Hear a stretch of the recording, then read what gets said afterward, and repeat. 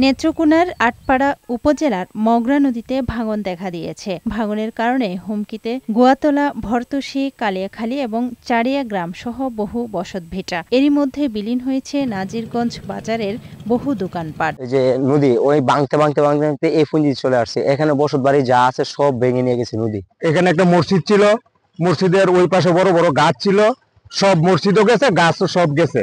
ভাঙন রোধে পদক্ষেপ নিতে প্রশাসনের কাছে আবেদন করলেও সুফল না পাওয়ার দাবি স্থানীয়দের। ভাঙন যদি রোধ না করা হয়, পাশের যে একটা রাস্তা আছে, আটপাড়া থেকে বাহারটা রাস্তা আছে, ওই রাস্তাটা ভেঙে যাওয়ার সমূহ আশঙ্কা রয়ে গেছে। উপজেলা নির্বাহী অফিসার স্যারের নির্দেশনায় সেটি পরিবেশন করে আমাকে যথাযথ ব্যবস্থা নেওয়ার জন্য বলে, কিন্তু আমাদের কোনো বরাদ্দ না থাকা সত্ত্বেও আমরা এই মুহূর্তে কোনো ব্যবস্থা নিতে পারছি না। মগরা নদী ভাঙন রোধে ব্যবস্থা নিতে উদ্যোগী হবে সরকার, এমনটাই প্রত্যাশা এলাকাবাসীর। ডেস্ক রিপোর্ট, বৈশাখী সংবাদ।